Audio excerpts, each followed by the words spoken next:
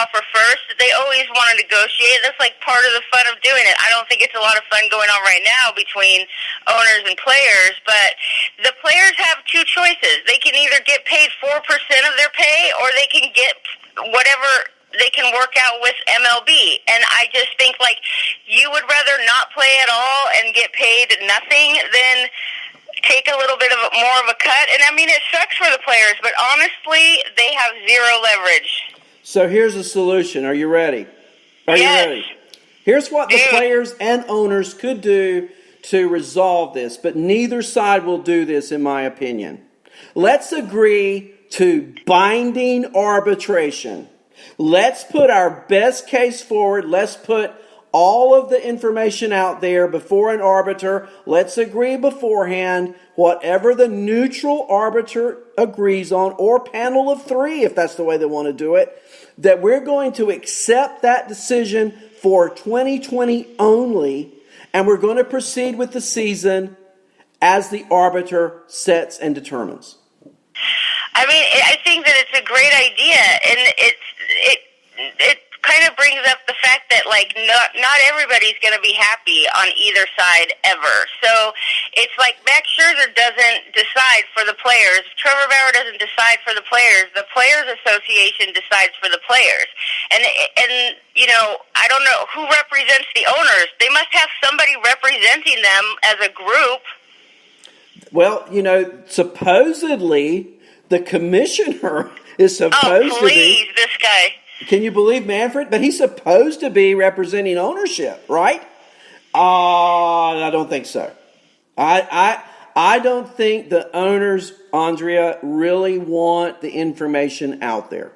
I just don't think they do. I don't think they want to show the books. Did you know this? I learned this morning.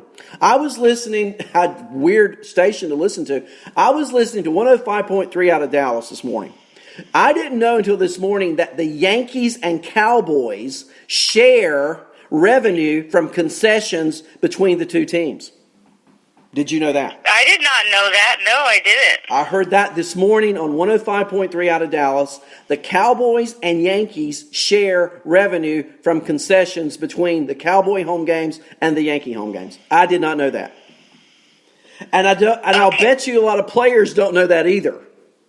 So there's a lot going on that the owners probably don't want the players to know about.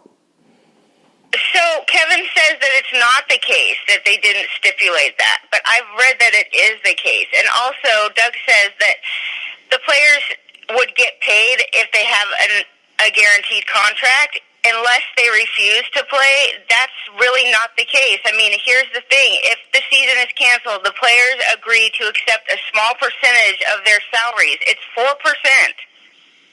Wow. So, Kevin, I would love for you to counteract. One of the big problems here is that there is no availability of these documents. Like, there is no public, none of the public can actually see what they signed to. And we're only just getting reporters' points of view on what they signed for, and that's part of the reason why we haven't been able to really figure out,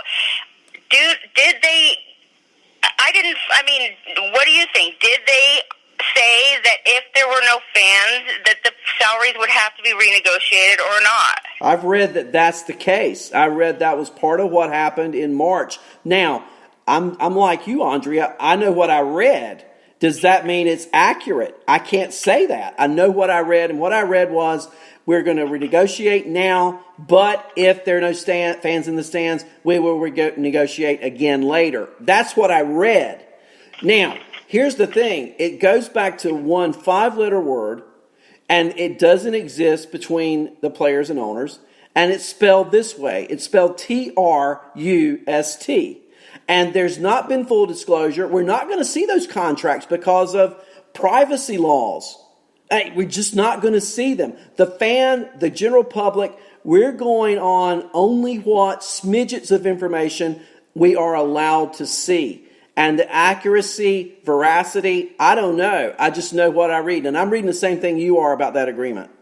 Okay, so here's what I found. It says what Scott Boras mentioned on with Sports Illustrated, and it says the players I represent are unified in that they reached an agreement and they sacrificed anywhere from 30 to 40% of their salary so that the games could amicably continue. The owners represented during that negotiation that they could operate without fans in the ballpark. This is coming from a player's agent. Based on that, we reached an agreement, and there will not be a renegotiation of that agreement. But the problem is that the owners feel different, that there absolutely is, while a player compensation section provides straightforward salary reduction based on the number of games played, the sides also agreed in another clause to discuss in good faith the economic feasibility of playing games in the absence of spectators. So there you go. There you go. I mean, that's what I'm reading too, and that's why I think that's true. I mean, Kevin says it right, that they didn't specifically say that they would renegotiate player salaries, but they did say that they would talk about player. It's in the player compensation section about discussing in good faith the economic feasibility of playing games in the absence of spectators, which is exactly what's happening right now. Exactly. So I guess you have to draw a conclusion from that. What does that mean? They're going to say we just won't play at all? And that's where I go with the position and posture. When you read everything, the only resolution to this is binding arbitration. What does binding arbitration mean? It means that you both agree ahead of time, you sign an agreement that whatever the arbiter says, you go with. And you can also include in there, it's not appealable, it won't go through the courts. You're taking a risk, but then you make sure that both sides agree on who the arbiter is. Now, that may be the problem. Who's going to arbitrate this? Yeah, who's the problem, dude? Who's the problem? So I got a solution to that. It's you and me. We arbitrate it, you and me. Yeah, I mean, Kevin's right. I'm glad that he brought that up because, seriously, this just goes to show you, like, how easy it is, the game of telephone, where the fans are the last ones to find out. And so, depending on what news you read, who's writing it, from what standpoint they're writing it from, what the actual agreement is. So, here's the thing. So when you say binding arbitration, that means that, okay, so a player's arbitration eligible, like, okay, and he goes out and he has an excellent half a season or whatever it is that we play this year. Right. And then, okay, so then one guy's in charge of saying, like, you either qualify or you don't to get a pay raise, or how does it work? Same kind of thing. Same kind of thing. You know, if let's take a player, I'm just going to name somebody randomly. Let's say Chris Bryant. He's going through arbitration. Okay? Yeah. So the club offers him $5 million and Chris Bryant wants $9 million. And they agree they're going to binding arbitration. And the arbiter comes back and he agrees with Chris Bryant, or he agrees with the owner, or he goes somewhere in the middle. That's his salary. They walk away, and that's what he's paid for that year. And the same kind of theory would apply to what we do with the Major League Baseball season. The owners want to do this. The players want to do that. We have an arbiter come in, binding to both parties. They hear the case. They make a decision. There we go. God, that's risky, dude. It's so risky because isn't that kind of what we have now or not? Well, right now... right now they can go and fight it if they don't want to give it to them. If they feel like they deserve more money and they don't want to give it to them, then they can go in and have a little court session. But what the hell? They're just supposed to blindly say, "I'll take whatever you give me." That for this year. That to me, it's the quickest decision-making process. I agree with you. It is risky on both ends. What if the owners have to pay more than they want to pay? It cuts both ways. But I tell you what it does, Andrea. If you put in that agreement that it's non-precedental, that we'll agree that it will not affect service time for this year with minor league players, and we agree, here's what we're showing. Now we know the owners want to show what? They want to show as little as possible, right? Yes, why won't they talk about all this money they're losing, and it's a bunch of BS, in my opinion, when you don't show the books? What the hell is such a big secret? We all know you made $10 billion, so where is it? They had 2 weeks to give the players, I mean, this is just what I read, they had 2 weeks to give the Players Association their financials. They don't want to do it. They wait till the last day, and then they give them some half-assed document with, like, some financials, but not all the financials. So how is the players supposed to just blindly believe that? And so I don't know that arbitration will work because I don't know the owners will agree to it. But here's what the arbiter can do. The arbiter can say, give me those records. I need to see those records so I can make an informed decision. Now, that's where the rub lies.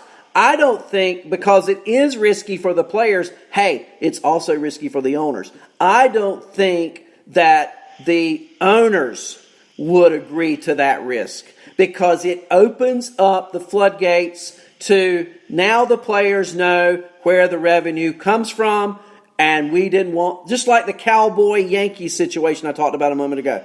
The owners don't want the players to know all that. But to solve the problem for 2020, I think it's maybe the only way. Let both sides assume that risk. Let both sides go into a risky binding arbitration situation for this year, and let's see what happens. But I don't think it'll happen because I just don't think that there is that much trust that can be given out from the... I think the players have their situation and issues. I think the owners have theirs too. But that could be a solution. Why isn't Noah Syndergaard paying his rent in the city? Yeah, I mean, come on, right? What the hell? I'm thinking, I said this to Kevin, think about the people that we know who have lost their jobs, who weren't getting rich at that job anyway. They've lost their job, and now they have to wake up every morning, turn on sports radio, listen to our podcast, and they hear about these greedy players who can't pay a $2 million rent. I mean, come on. Well, I mean, it seems obvious to me that the owners have really